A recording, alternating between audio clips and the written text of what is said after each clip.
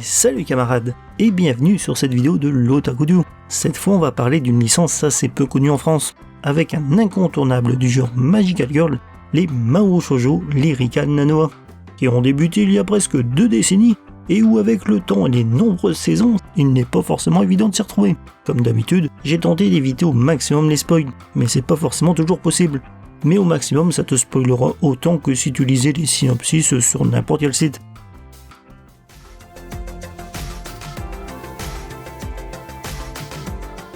Alors le mieux pour commencer est de tout simplement commencer par le tout premier anime produit, Mahou Shoujo Lyrical Nanoha, le début de l'histoire de Nanoha Takamashi, écolière de 8 ans, qui devient une Magical Girl pour récupérer des pierres magiques dangereuses venant d'un autre monde, qui ont été accidentellement éparpillées dans sa ville, se retrouvant rapidement en compétition avec une mystérieuse fille qui cherche également à obtenir les précieux et puissants artefacts. Si tu ne connais absolument pas les Nanoha, ne te fie pas à ce seul synopsis, qui donne une impression de contrefaçon de Sakura. Il s'agit d'une œuvre qui n'est pas aussi enfantine que ce que l'on pourrait penser au premier abord.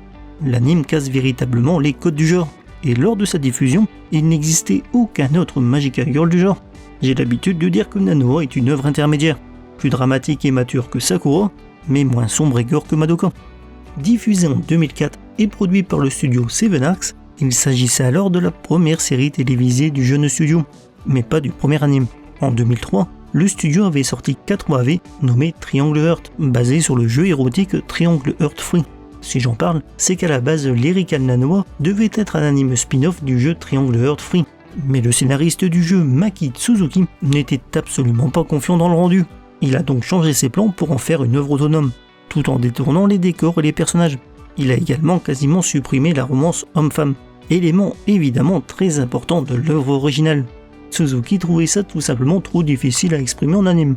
D'ailleurs, initialement c'était Chrono l'antagoniste, avant que ce rôle ne revienne à Fate, l'œuvre se détournant ainsi de la romance pour une amitié entre filles.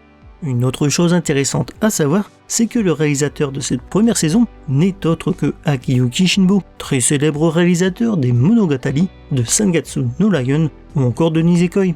Il ne produira pas d'autres œuvres Nanoha, mais il sortira 7 ans plus tard un certain Mahou Shoujo Madoka Magica.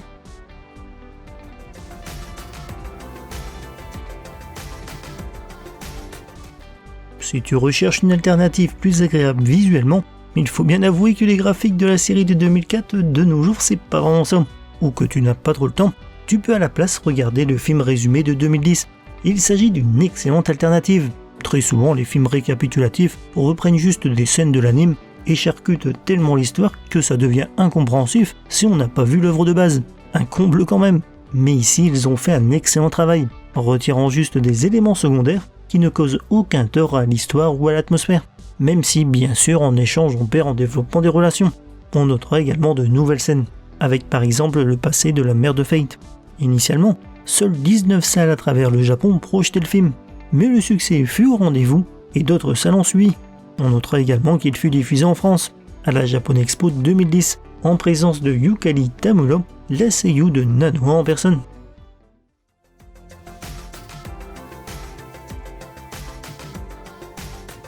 Mahou Shoujo Lyrical Nanoha Ace est la suite directe de la première saison, et se déroule environ 6 mois après. Nanoha est retournée à sa vie ordinaire, tout en continuant à s'entraîner à la magie. Devenue une amie très proche de Fate, elle est impatiente de la revoir. Tout semble donc aller pour le mieux. Quand une nuit, Nanoha est subitement attaquée par des mages inconnus, aux intentions tout aussi inconnues, qui lui aspirent sa magie grâce au livre des ombres. Cette deuxième saison nous montre l'évolution de la relation entre Nanoha et Fate, et amène de nouveaux adversaires et personnages majeurs, tels que Hayate Yagami et ses chevaliers gardiens. Il s'agit véritablement d'une continuité totale de la première saison, au point que les 2 séries auraient très bien pu être regroupées en une seule. On notera par contre un changement important dans l'équipe de production, le réalisateur Akiyuki Shinbo étant remplacé par Keizo Kusakawa, producteur d'animes comme Sekirei, Kantai Collection ou encore Dog Days.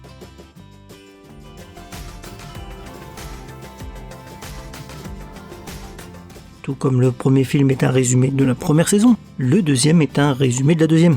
Le personnel de production principal est quasiment le même, on notera juste l'absence de Hiroaki Sano, qui était en charge des musiques de tous les Nanoha précédents. Tout comme le premier film, il s'agit d'une excellente alternative à la série, et possède également de nouvelles scènes. Le scénario a également été légèrement retouché, et certains personnages secondaires n'apparaissent pas, le but étant évidemment de réduire la durée.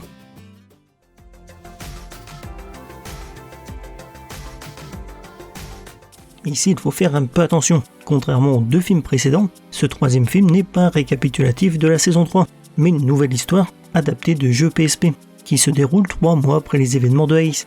D'ailleurs, au moment de l'annonce, le nom du film était Magical Girl Lyrical Nanoa The Movie Third Reflection, mais la partie The Movie Third a été supprimée pour montrer qu'il s'agit d'une nouvelle œuvre.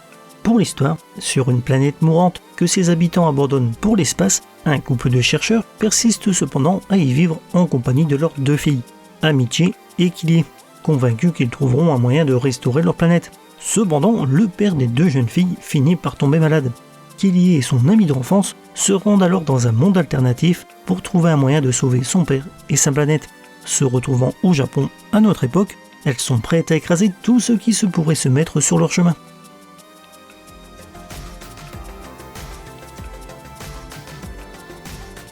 C'est tout simplement la suite et fin du film précédent.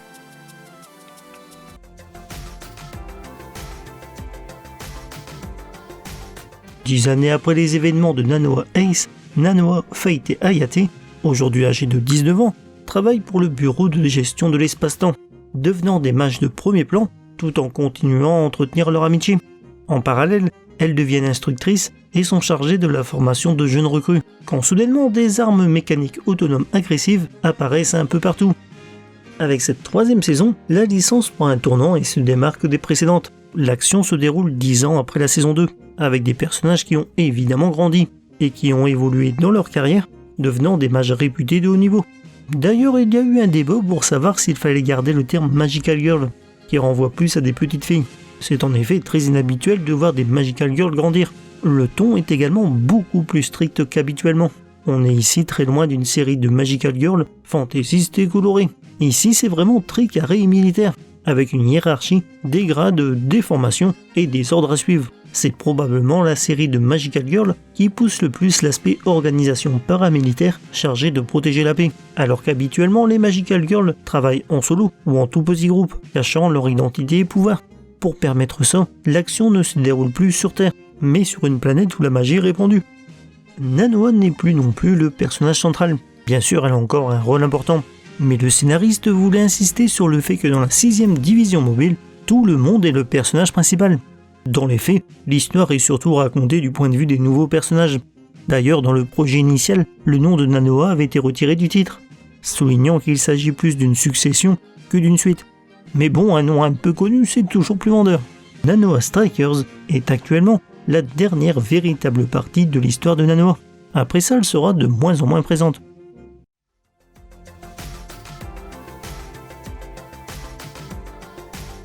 Quatre ans après les événements de Strikers, sur la planète Matilda, on suit la jeune Vivio, élève de primaire douée en magie et passionnée par les strike art, mélange d'arts martiaux et de magie. Elle fait la rencontre de Einhard Stratos, qui est bien déterminé à prouver que son style de combat est le plus fort. Vivio se lie d'amitié avec elle, et avec ses amis, entre dans un prestigieux tournoi d'arts martiaux, où elles se battent contre divers combattants. Cette fois encore, cette nouvelle saison change radicalement de ton et de genre, passant d'un anime sérieux limite militaire à un anime plus léger qui tourne autour de combats d'arts martiaux entre Magical Girls. Il a été conçu comme une histoire plus simple et sans enjeu d'importance, tournant principalement autour de la relation entre Vivio et Einhard Stratos. Il faut bien comprendre que même s'il est présenté comme une saison 4 et que l'on retrouve le nom de Nanoa dans le titre, elle n'est cette fois qu'un personnage secondaire. L'anime se concentre vraiment sur Vivio et ses amis. On retrouve également pas mal de personnages de Strikers. L'idée était que même si ce n'est pas une bataille aux conséquences lourdes, il est possible de montrer l'attention et le dépassement de soi grâce au sport. A noter qu'il s'agit du premier Nanoa qui ne soit pas une œuvre originale. Il s'agit en effet d'une adaptation d'un manga de 20 tomes terminé en 2017.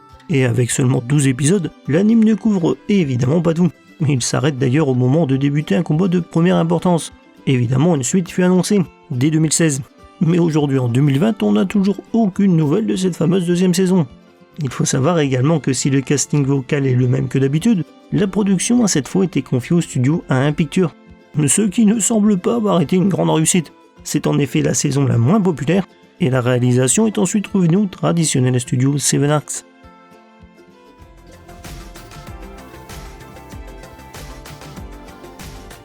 Foucor Reventon est orpheline. Suite à une bagarre avec des voyous, elle perd son emploi. Elle fait alors la connaissance d'Ennart Stratos, qui l'invite à venir à la salle de gym où elle s'entraîne. Réticente au départ, Foucor se laisse convaincre de rejoindre le groupe d'Ennart, pour peut-être devenir à son tour une grande combattante. Elle est également brouillée avec son ami Glidney, qui fait partie des meilleurs de la discipline, et souhaite la battre pour se réconcilier avec elle.